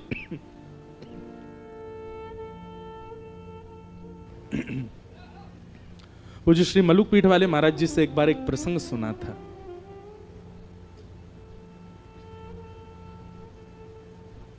कि भगवान श्री कृष्ण जब द्वारिकाधीश बन गए तो कभी कभी इंद्रप्रस्थ आया करते थे पांडवों से मिलने। तो एक नियम था ठाकुर जी का, सब लोग इधर देखो, बहुत ध्यान से सुनो। एक नियम था ठाकुर जी का। क्या? ये बात हम आपको 2 दिन ऐसा क्यों समझा रहे हैं पता है? कल जिस रास को आप सुनोगे वो गोपियां सामान्य नहीं है। पहले उन गोपियों की स्थिति जान लो, इसलिए हम बता रहे हैं। हम गोपी बनने के लिए इस कथा को नहीं, वो तो कान पकड़ लीजिएगा, नहीं बन पाओगे आप, नहीं आ सकते उस भावना में, उसकी छींटा पड़ जाए बहुत मानो। तो कल रास का प्रसंग सुनते समय आपके चित्त में ये होना चाहिए कि ये गोपियां सामान्य नहीं है, जिनके चरण ठाकुर जी पकड़ रहे हैं, जिनका हाथ लेके ठाकुर जी डोल रहे हैं, जिनको अपना अपना उच्छिष्ट पान ठाकुर जी खवा रहे हैं और नेक खवा के फिर उन्हीं को उच्छिष्ट स्वयं भी पा रहे हैं, जिनके गले में गलवैयां डाल के ठाकुर जी घूम रहे हैं। शरद पूर्णिमा की रात्रि में रात भर ठाकुर जी नृत्य कर रहे हैं, आज भी करते हैं, वृंदावन में आज भी रास चल रहा है। वो गोपियां सामान्य नहीं है, तो उनकी असामान्यता चित्त में आपके व्यवस्थित हो, इसलिए हम ये सब बात बता रहे हैं। तो भगवान का नियम था, जब भी ठाकुर जी इंद्रप्रस्थ आते थे, एक दिन ठाकुर जी किसी से नहीं मिलते थे।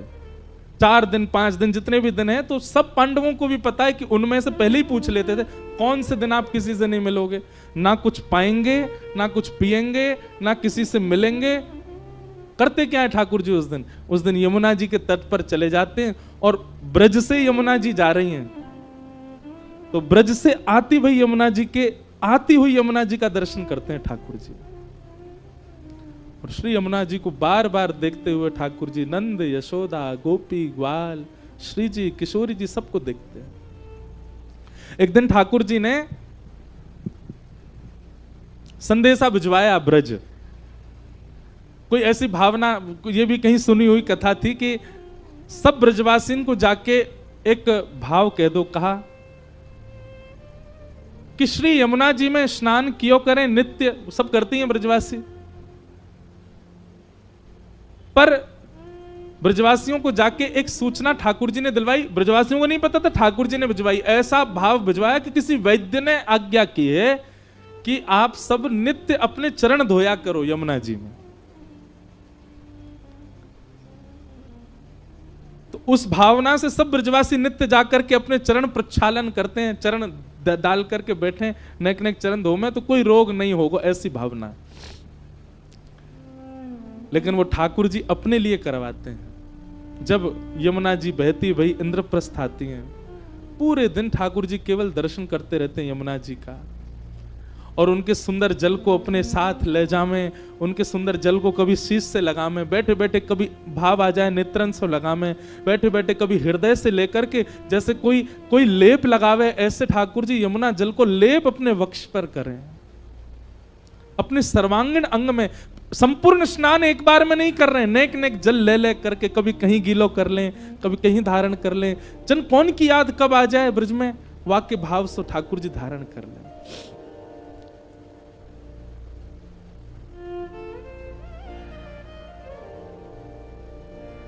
और ठाकुर जी गाते हैं बैठे बैठे यमुना तट पर, राधे राधे करुणामयी कृष्ण प्यारी, मेरी सुधली जो श्री वृषभानु दुलारी, मेरी सुधली जो श्री वृषभानु दुलारी। हे मनोहारिणी रासेश्वरी रस रूपा। मनोहारिणी रासेश्वरी रस रूपा। ब्रज विलासिनी ब्रज वासिन ब्रज की भूपा। ब्रज विलासिनी ब्रज वासिन ब्रज की भूपा। ललितादिक सहचरी सर्वज्ञ स्वरूपा। ललिता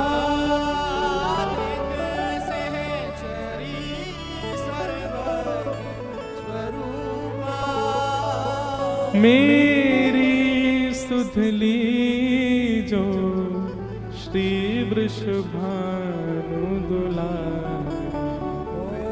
मेरी सुधली जो श्री वृषभानु। ठाकुर जी का नियम है, जब भी इंद्रप्रस्थ आते हैं। किसी ने मुझसे प्रश्न किया, बोले ठाकुर जी ब्रज काय गुना चले गए? क्योंकि अब यदि ठाकुर जी दोबारा ब्रज जाते, देखो ब्रज की भावना अलग है, शास्त्रीय भावना अलग है। हमारे ब्रज की भावना से तो ठाकुर जी कभी गए ही नहीं, ठाकुर जी सदा ब्रज में ही रहे में। लेकिन शास्त्रीय बात और श्रीमद् भागवत जी की भावना से ठाकुर जी गए हैं। तो अगर भागवत जी की भावना से हम चर्चा करें कि ठाकुर जी गए, तो फिर वापस क्यों नहीं आए? ठाकुर जी के मन में ये बात थी कि अब के अगर मैं गयो तो कभी आ नहीं पाऊंगा, और ठाकुर जी को आना ही नहीं है। ठाकुर जी बोले अगर मैं गयो तो मैं आना ही ना चाहूं, मैं वो कहना छोड़ेंगे, मैं खुद नहीं आऊंगा। और दूसरी बात, अब इतना प्रपंच बाहर हो चुका है, द्वारिका आदि महाभारत आदि का ये सब इतना फैलावरा फैला चुके हैं। अगर ब्रज गए और कहीं वापस आना हुआ, तो पिछली बार तो ब्रजवासी रोए थे, पिछली बार तो ब्रजवासी बिलके थे, अब की बार अगर जाके वापस आया तो प्राण ही त्याग देंगे। ठाकुर जी वो देख नहीं पाते, इसलिए ठाकुर जी विरह में ही रह रहे हैं। लोग कहते हैं ठाकुर जी हमको इतना विरह क्यों देते हैं? क्योंकि स्वयं ठाकुर जी भी ब्रजवासियों के विरह में रहे हैं। तो नित्य ठाकुर जी का नियम है, जमुना जी पे बैठ जाते हैं और यमुना जी का दर्शन करते हैं। एक दिन अर्जुन के मन में बात आई कि ठाकुर जी एक दिन हर बार इंद्रप्रस्थ आते हैं, किसी से मिलते जुलते नहीं, मैं देखूं तो ये करते क्या है। और ब्रह्म मुहूर्त में जैसे ही ठाकुर जी निकले, ठाकुर जी के पीछे पीछे अर्जुन भी निकल पड़ा देखने के लिए। और तभी ठाकुर जी यमुना जी के तट पर जाकर के बैठे, यमुना जल को बार बार आचमन करें, जब बार बार प्रणाम करें और बिलक बिलक करके रोवें, ब्रजवासिन की याद आवे। ठाकुर जी को रुदन करता देख अर्जुन स्वयं को रोक नहीं पाए और दौड़ करके गए और ठाकुर जी के चरणों में प्रणाम किया। भगवान बोले अर्जुन तुम क्यों आए यहाँ पे? मेरा नियम है ना, मैं किसी से, तुम क्यों दिखे मुझे? अर्जुन बोला क्षमा कर दे, मैं तो देखने आया था आप कहां जाते हो, पर नाथ आपकी स्थिति देख करके मैं बहुत भयभीत हो रहा हूं। ये आप कैसे रुदन कर रहे हैं? आपकी स्थिति क्या हो रही है? किस लिए हो रही है? क्या बात है? किस बात से परेशान है आप? ठाकुर जी ने बताया मुझे ब्रज की बहुत याद आती। देख रहे हो यमुना जी ब्रज से ही आ रही हैं, वृंदावन से ही आ रही हैं चल करके।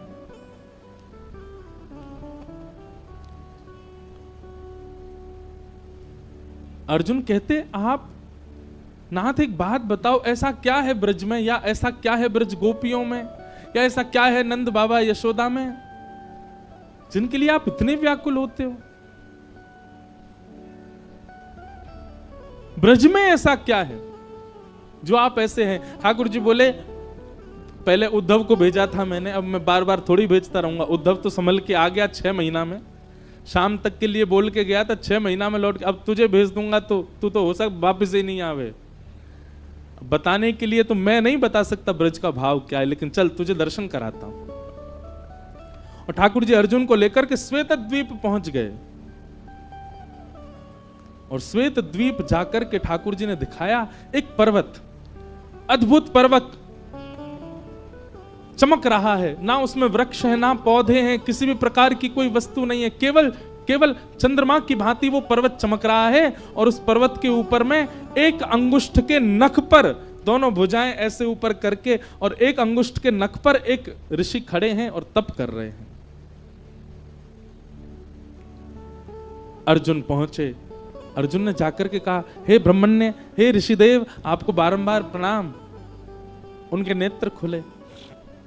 अर्जुन, आप अकेले आए हैं, ठाकुर जी नहीं आए आपके साथ? बोले हाँ आए हैं, नीचे खड़े हैं। बोले मैं उनकी तपस्या के लिए कितने वर्षों से तप कर रहा हूं, कृपा करके उनका दर्शन कराओ। ठाकुर जी सन्मुख आए। ठाकुर जी ने उनको आशीष प्रदान किया। अर्जुन ने पूछा कि आप इसी पर्वत पर खड़े होकर के क्यों कर रहे हैं और आपकी भावना क्या है? तब संत ने बताया, बोले ये पर्वत सामान्य पर्वत नहीं है, ये हमारे ही कितने जन्मों से हम तप कर रहे हैं, और हमारे तप करते ही हमारी अस्थियां जो हैं वही पर्वत में विलीन होती जा रही हैं। तो इतने जन्म हम व्यतीत कर चुके, जितना बड़ा ये पर्वत है, और ये अब हमारे इतने जन्म के बाद अब ठाकुर जी मिले हैं। ठाकुर जी ने मांगा, ठाकुर जी ने कहा वरदान मांगो, क्या वरदान चाहिए? तब उन्होंने कहा कि हमें भौम वृंदावन का वास चाहिए, श्री वृंदावन वास चाहिए नाथ। ठाकुर जी ने अर्जुन की ओर देखा, देख रहे हो इतने वर्षों से ये तप कर रहे हैं और इतने जन्म इन्होंने व्यतीत कर दिए केवल भौम वृंदावन को देख, भूमि के वृंदावन को देखने के लिए। भूमि का वृंदावन मतलब जो हमको दिख रहा है, इससे भी एक और भीतर है, वो श्री वृंदावन, निज वृंदावन है, उस तक तो भूले ही जाओ। भौम वृंदावन की प्राप्ति के लिए इन्होंने इतना तप किया कि इनके पूर्व जन्मों की अस्थियां पहाड़ बन गईं। तब ठाकुर जी बोले, देखो तुम्हारे तप से हम तुमको दर्शन देने तो आ गए, तुम्हारे तप से हमने वरदान देने की आज्ञा तो कर दी, पर वरदान में जो तुमने मांगा है वो हमारे वश में नहीं है देना।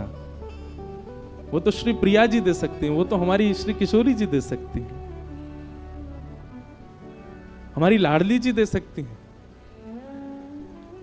मैं ब्रजवासियों के दर्शन का सुख दे सकता हूं, संत सेवा दे सकता हूं, गौ सेवा दे सकता हूं, सुख समृद्धि और सब कुछ दे सकता हूं, अपना दर्शन तक दे सकता हूं, इंद्र की पदवी दे सकता हूं, ब्रह्मलोक दे सकता हूं, रसातल दे सकता हूं, पूरी भूमि का नृप बना सकता हूं। वृंदावन देवी की सामर्थ्य मुंह में भी नहीं है। अर्जुन बोले, नाथ इतने निष्ठुर मत हो, देखो उन्होंने कितने जन्म व्यतीत कर दिए, आज जाकर के आप उनको दर्शन दे रहे हो और उसके बाद भी आप मना कर रहे हो कि आप वरदान नहीं दे सकते। ऐसा तो मत करो नाथ। अर्जुन ने भी प्रणाम प्रार्थना की, सामने वो ऋषि भी रुदन करने लगे। तो ठाकुर जी बोले, रुको, हम श्री जी से प्रार्थना करते हैं। सोई ठाकुर जी नेत्र बंद करके बैठे, श्री जी को ध्यान किया और श्री जी प्रकट है गई। हे लाडली जू, एक आपसे निवेदन है। किशोरी जी बोले, हाँ कहो। बोले, ऐसे ऐसे एक महात्मा हैं, उन्होंने तप किया है, पर उन्होंने केवल कृष्ण नाम का तप किया है, उन्होंने युगल उपासना नहीं की है, उन्होंने केवल हमारी आराधना की है। आप कृपा करके उनकी भावना सुन लें। वो ब्रजवास चाहते हैं, वो भौम वृंदावन का दर्शन करना चाहते हैं। किशोरी जी तो देवई वारी, मतलब कहने ही वाली, तथास्तु। इतने में सखी आगे आगे ललिता विशाखा ने कही, नहीं नहीं नहीं नहीं नहीं नहीं, ये तो हमारी बड़ी भोरी भारी है, इन्हें तो हम छुपा के रखें, इनके आगे तो न कोई रो जाए, न कोई झूठे के आंसू बहा दे, ये तो तुरंत कृपा कर दें। कैसे नंदन, सीधे कैसे किशोरी जी को ध्यान कियो? आपने हमसे पूछी, हमसे आज्ञा लाई? ठाकुर जी बोले, क्षमा कर दो, कभी कभी तो हमको अधिकार है सीधे किशोरी जी से बात करवे को। ललिता विशाखा बोली, बिल्कुल नहीं, पहले आपको हमको बताने पड़ेगा। हाँ, रास विहार की भावना, कुंज क्रीड़ा की भावना है, विलास की भावना है, उसमें आप स्वच्छंद हैं, आप कभी भी आओ, पर ये कोई और की गुहार लगानो, कोई की बात किशोरी जी से कहनो, ये सब आप सीधे नहीं कह सको, पहले हमसे चर्चा करनी पड़ेगी। किशोरी जी तो पीछे बैठा दें, ललिता विशाखा बैठ गई, हमको बताओ कहाँ बात है। ठाकुर जी ने बताई, इतने वर्षन से तपस्या कर रहे हैं, इतने जन्म व्यतीत कर दिए, इनको भौम वृंदावन का दर्शन करना है, भौम वृंदावन का वास करना है। विशाखा जी बोली, यानी युगल उपासना तो करी ना है, अकेले तुमको ध्यायो है, किशोरी जी को तो नामों नहीं लियो। बोले अब उनको पता नहीं, उनसे न अपराध बन को। बोले नहीं, भौम वृंदावन के लिए तो युगल उपासना बहुत आवश्यक। अब कछु तो कृपा करो इन पे। तब ललिता विशाखा जी ने किशोरी जी की ओर देखो, बोले वैसे तो ये अधिकारी नहीं है वृंदावन जावे को, पर किशोरी जी और आपकी भावना है, किशोरी जी कृपा करना चाहे तो हाँ, इतनी कृपा इन पे हो जाएगी कि 3 दिन बाद वैकुंठ जाएंगे अपने प्राण त्याग करके। वैकुंठ जावे से पहले 3 दिन के लिए इनको वृंदावन दर्शन करने का अनुभव होगा, इनको अनुमति मिलेगी, बस इससे ज्यादा नहीं। ये सब देख करके अर्जुन अपना सिर पकड़ करके बैठ गए। ठाकुर जी, मैं आधा पागल पहले था, पूरा पागल आज हो जाऊंगा। ये वृंदावन है कि ये ब्रजमंडल है? क्या भला है कि कैसे ये सब क्या चल रहा है? इतने वर्षों की तपस्या, इतना व्यक्ति परिश्रम कर रहा है, इतना आपकी उपासना कर रहा है, आपसे वरदान मांग रहा है। किशोरी जी वरदान देना चाहती है, ये बीच में ललिता विशाखा आ गई, इनने आकर के वरदान रोक दियो, और बाकी बात वरदान 3 दिन को दियो। ऐसा क्या है ब्रज वृंदावन? ठाकुर जी मुस्कुरा के बोले, जो समझ में आ जाए समझो वो कछु और है, वृंदावन नहीं है। और जो पल्ले ही ना पड़े, जो चित्त में ही नहीं आवे, जो समझ में ही नहीं आवे, वही प्रेम नगर हमारो वृंदावन है। वृंदावन सामान्य नहीं है। सोचो, इस कथा को सुन करके सोच के क्या भावना उत्पन्न हुई? हम खा रहे हैं, हम पी रहे हैं, हम सो रहे हैं, हम डोल रहे हैं, हम पाप भी कर रहे हैं इस भूमि में आकर के, जहां अनंत कोटि जन्मों तक तप करने के बाद केवल 3 दिन का दर्शन प्राप्त होता है, वहां हम ये सब क्रिया कर रहे हैं। तो या को मतलब हमने कितनों तप किए होगो, कितनी भजन साधना करी होगी, कितनों यज्ञ नेम किए होगो, और आपसे भी ज्यादा तो जाको जन्म वृंदावन में भयो, ब्रजवासी है, वहां पर कितनी बड़ी कृपा है ब्रज की। और फिर भी हम ब्रज महिमा नहीं जान पा रहे, ब्रज के भाव नहीं जान पा रहे। इतनो अनुग्रह, इतनी कृपा, इतनी मिन्नत करनी पड़े तब जाकर के श्री ब्रज में 3 दिन को दर्शन प्राप्त हो गए। हम तो यहीं रह रहे हैं। यहां को मतलब किशोरी जी, ठाकुर जी ने कितना बड़ा अनुग्रह किया हमारे ऊपर।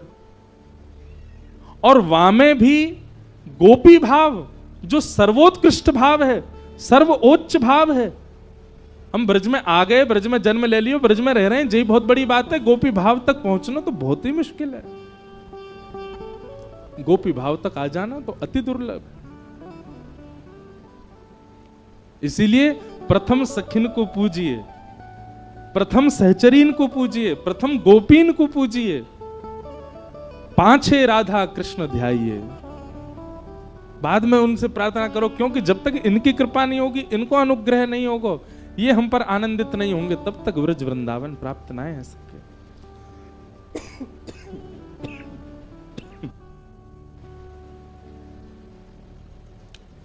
हमारे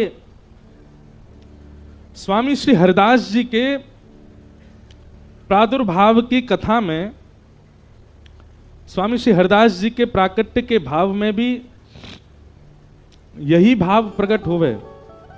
जब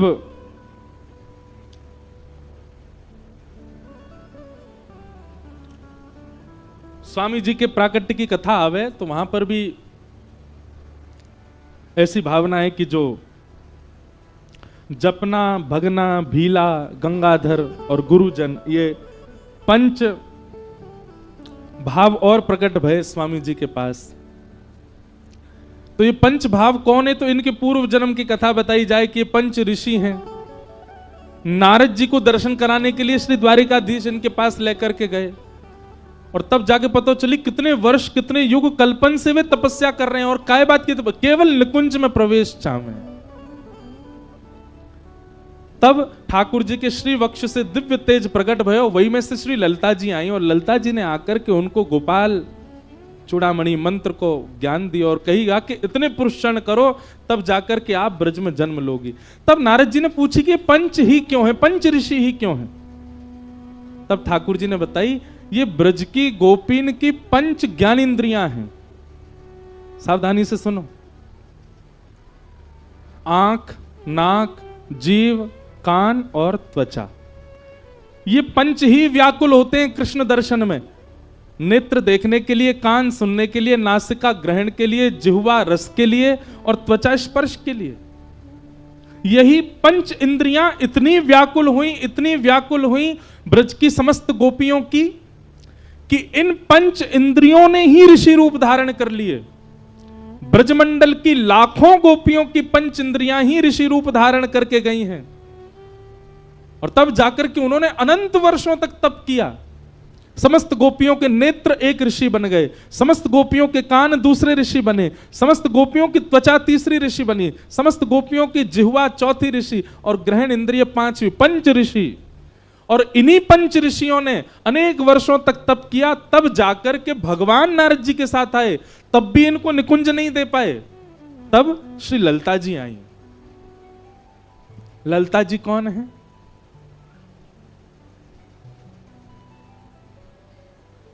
आहा, बहुत सुंदर वर्णन है। एक दिना निकुंज में किशोरी जी बैठी हैं और किशोरी जी बैठी तो वह समय ठाकुर जी को आगमन भयो और ठाकुर जी किशोरी जी से बोले, हे श्यामाजू, मेरा तो मन है रो कि आज आपको श्रृंगार मैं करूं। किशोरी जी बोली, हाँ करो। तो ठाकुर जी अपने हाथन से श्रृंगार कर रहे हैं। किशोरी जी की पत्रावली बना रहे हैं, बैणी गूथ रहे हैं। निज कर गूथ सुमन के गजरा, निज कर गूथ सुमन के गजरा, ये अपने ही हाथ पहरावत हैं, अपने ही हाथ पहरावत हैं। तू है सखी बड़ भाग बड़ी, गोपाल तेरे घर आवत हैं। तू है सखी बड़ भाग बड़ी, नंदलाल तेरे घर आवत हैं। तू अपनो श्रृंगार करत है, तू अपनो श्रृंगार करत, ये दर्पण हाथ दिखावत है, दर्पण हाथ दिखावत है। सब कोई इनको यश गावत, सब कोई इनको यश गावत, सब कोई इनको यश गावत, सब कोई इनको यश गावत, पर ये तेरो यश गावत हैं, ये तेरो यश गावत हैं। कुंभन दास लाल गिरधर के, कुंभन दास लाल गिरधर, ये तो तेरे ही हाथ बेकावत हैं, तेरे ही हाथ बेकावत हैं। तू है सखी बड़ भाग बड़ी, नंदलाल तेरे घर आवत हैं। तू है सखी बड़ भाग बड़े, नंदलाल तेरे घर आवत हैं। तो किशोरी जी की बेणी गूंथ रहे हैं ठाकुर जी, और बेणी गूंथ के वहां में सुंदर सुंदर पुष्प अर्पित कर रहे हैं। किशोरी जी की ठोड़ी पकड़ करके अपने निज करसों ठाकुर जी पत्रावली बना रहे हैं। किशोरी जी के नेत्रन में सुंदर काजर लगा रहे हैं। और किशोरी जी को सजाए करके ठाकुर जी के नेत्रन में अश्रुबिंद आ गए और ठाकुर जी बार बार बलैया ले रहे हैं किशोरी जी की।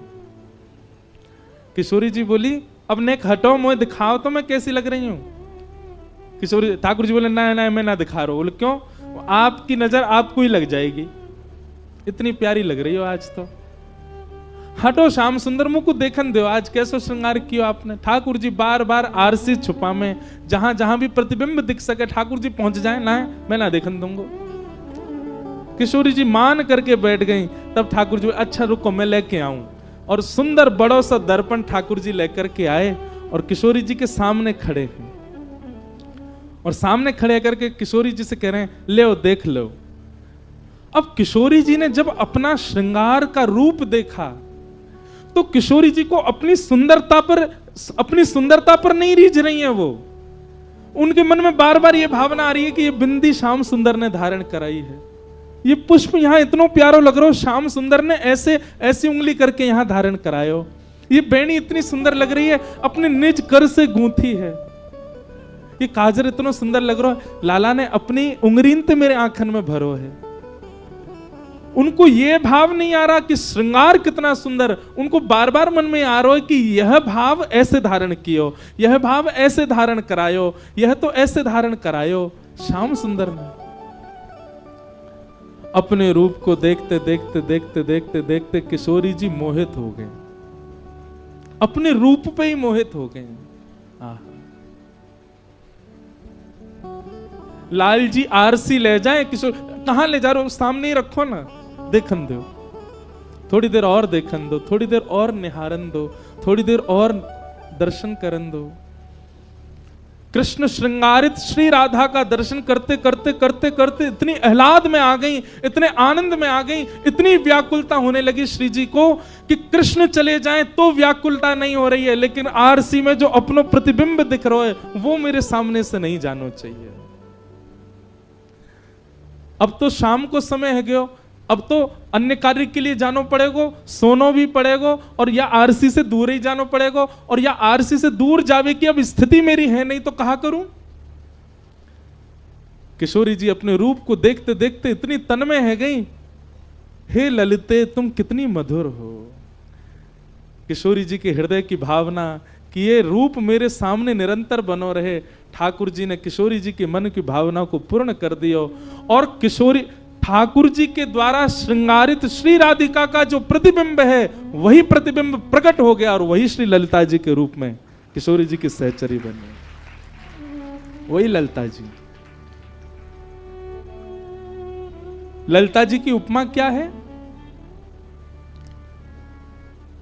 ब्रजवासी और गोपीन को मोहित करें श्याम सुंदर, श्याम सुंदर को मोहित करें किशोरी जी, और किशोरी जी को भी जो मोहित करे वो श्री ललिता जी, वो श्री हमारी ललिता जी। पाए पड़ो इन सखियन के, तब अनुग्रह होएगो, तब नेक कृपा होएगी, तब गोपी भाव के छींटा पड़ सके हमारे चित्त में। ये गोपी बननो इतना सामान्य नहीं है, इतना सहज नहीं है जितना हमने सोच लियो है। ठाकुर जी के आगे नृत्य करनो गोपी भाव नहीं है, गोपीन की तरह श्रृंगार करनो गोपी भाव नहीं है, गोपीन जैसा स्वभाव होना गोपी भाव है। और वो स्वभाव हाँ ब्रज के रसिकन में आपको देखने को मिल जाएगा। अरे गिरिराज जी आए करो, गोवर्धन नाथ जी को बाद में प्रणाम करो, एक बार पंडित श्री गया प्रसाद जी महाराज को प्रणाम करके आओ। क्यों? गोपी भाव है उनके चित्त में। ये लाला के बाबा की जय, बाबा के लाला की जय, लाला बाबा, ये बाबा कोई जय जयकार हो। ये हमारे प्रथम श्रोता हैं बाबा, पूरी कथा सुने सामने बैठ के। पाए परो इन संतन के, रसिकन के। हमारे वृंदावन के पूज्य श्री प्रेमानंद जी महाराज, उनमें गोपी भाव है, प्रणाम करो। हमारे श्री तटीय स्थान वाले पूज्य महाराज जी, चरण पड़ो उनके, ब्रजरज माथे से लगाए के डोले करो, उनमें गोपी भाव है। हमारी इतनी उपमा तो नहीं ललिता विशाखा तक हम पहुंच सके, पर इनके पाए पड़ो। ये कृपा करके, ये अनुग्रह करके ललिता विशाखा की जो सहचरी सहचरी पर सहचरी है उन तक पहुंचाएंगे। वहां से फिर नए कूचे उठेंगे, नए कूचे उठे, तब कभी जाके ललिता विशाखा के चरण में प्रणाम होगा, तब जाकर के कभी निकुंज को दर्शन होगा।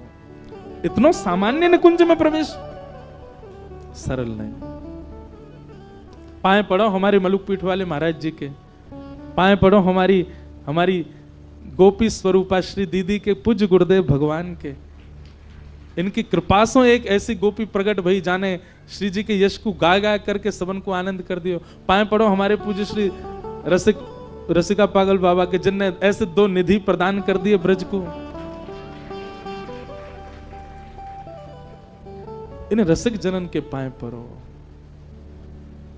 गिरधर जब अपनों करी जाने, गिरधर जब अपनों, गिरधर जब अपनों कर जाने, गिरधर जब अपनों कर जाने। ताको मन संतन की सेवा, ताको मन संतन की सेवा। मौन क्यों बैठे हो आप लोग?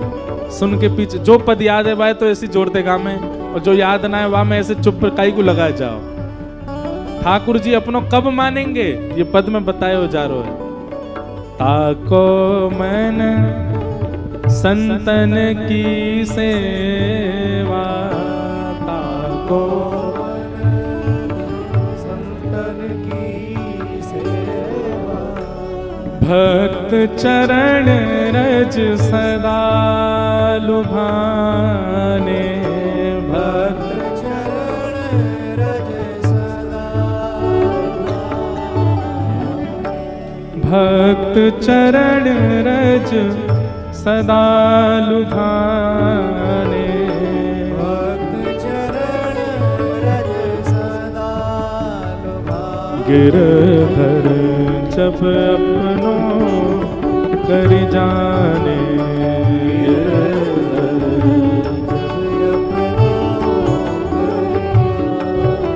हे गिरधर जब अपनों कर जाने।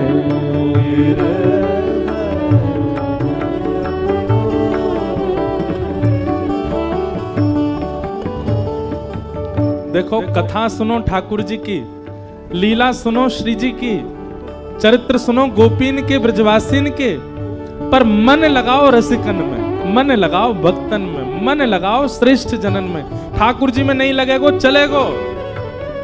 आजकल एक अपराध हमको देखने को मिलता है, क्षमा कीजिएगा, तिलकधारी, कंठीधारी और जितने भी वैष्णव वेशधारी हैं वो ठाकुर जी को ही माने और जनन को कछु ना समझें। ये बहुत बड़ा अपराध है भैया। हम ठाकुर जी को माने ही एक बात है, और एक बात और सुनो, ये पांचे भी है सके, पांचे ठाकुर जी को ध्यान लियो, लेकिन वहां से पहले ब्रजवासी इनको, रसिक संतन को, वैष्णव जनन को, इनको प्रणाम करो। इनकी कृपा से गोपी भाव आवेगो चित्त में। भगतन में मति, भगतन में गति, भगतन में मति, भगतन में मति, भगतन में गति, भगतन में मति, भगतन में।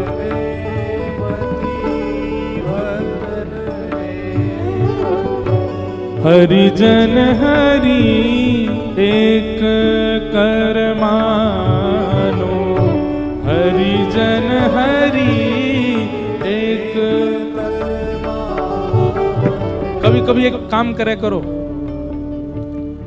ब्रज में आए के कोई ब्रजवासी बालक को ले जाओ, वाकू नहवाओ धुवाओ, नए कपड़ा पहनो, माता पिता से आज्ञा लेके, हैं कितने मत कर लियो, माता पिता से आज्ञा लेके बालक को ले जाओ, नवाओ धुवाओ, बढ़िया सुंदर इत्र नेक नेक वाकू लगाए दो, सुंदर पीतांबरी की धोती पहनाओ, सुंदर ऊपर कछु ऊपर ना, छोटो ही बालक हो, रो रो के भाजे तो वाक्य काजे ऐसी ऐसी सामग्री ले आओ कि रोवे नहीं।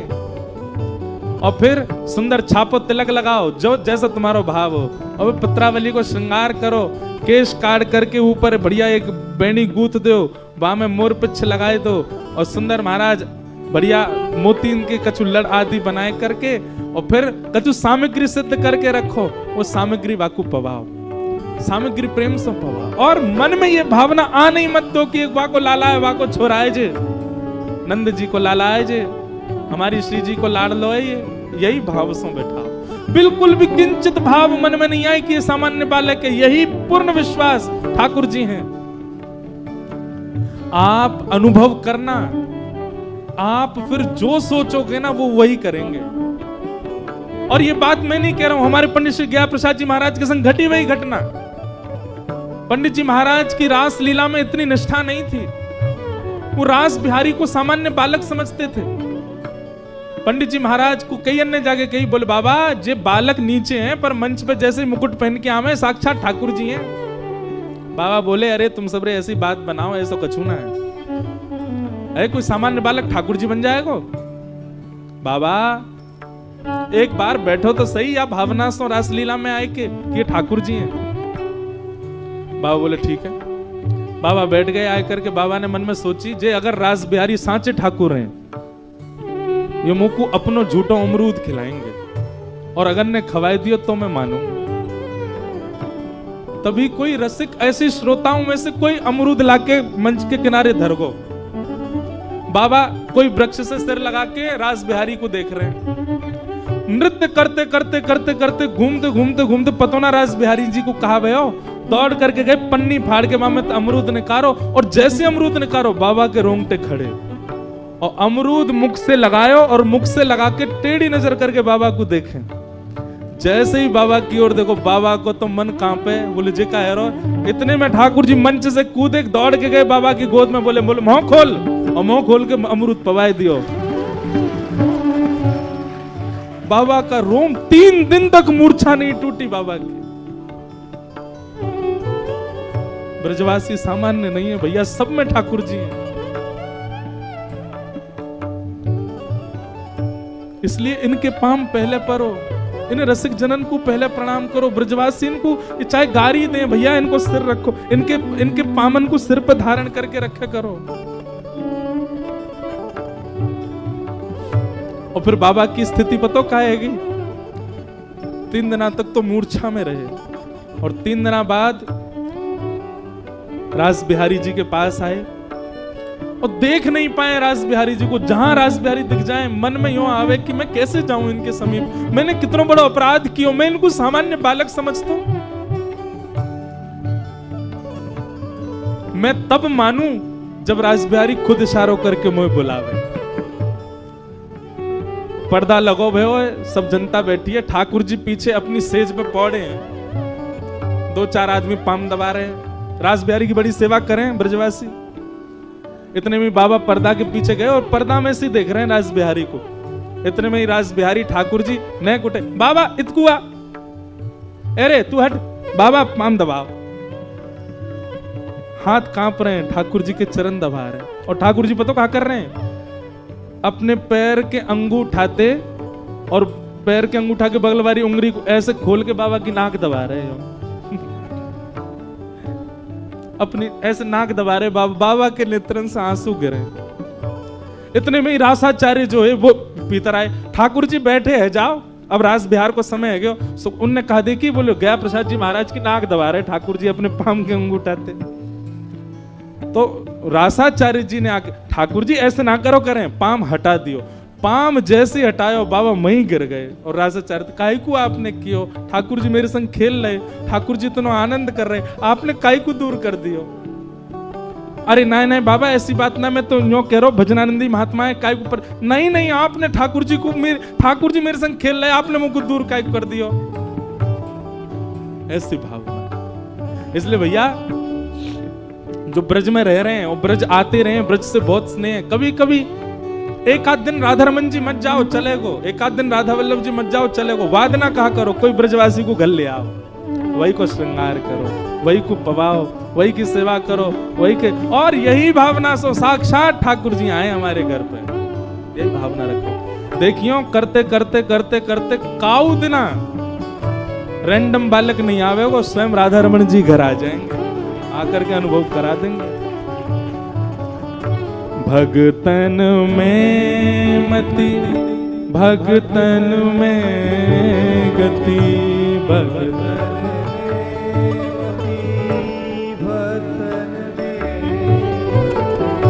हरि जन हरि एक कर मानो, हरि जन हरि एक कर मानो, गिरधर जब अपनो कर जाने, गिरधर जब अपनो गिरधर जब अपनो कर जाने,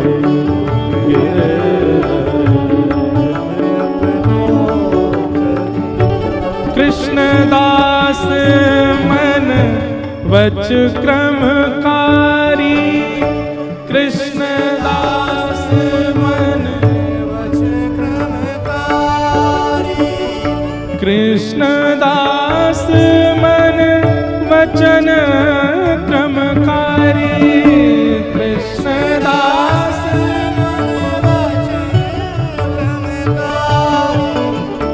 कृष्णदास मन वचन क्रमकारी, कृष्णदास मन वचन क्रमकारी, हरिजन संगे हरि उर्याने, हरिजन संगे हरि उर्याने, हरिजन संगे हरि उर्याने, हरिजन संगे हरि उर्याने, गिरधर जब अपनो कर जाने, गिरधर जब अपनो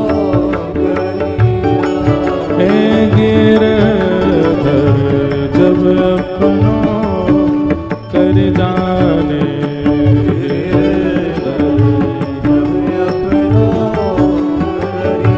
ताको मन भगतन की सेवा, ताको मन भगतन की सेवा, संत चरण रज सदा लुभाने, संत चरण रज सदा लुभाने, गिरधर जब अपनो कर जाने, गिरधर जब अपनो कर जाने, गिरधर जब अपनो कर जाने, गिरधर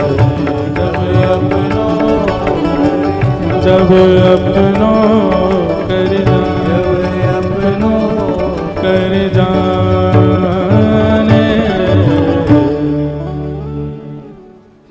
तो भगतन में मति भगतन में गति, संत चरण रज सदा लुभाने, गिरधर जब अपनो करी जाने।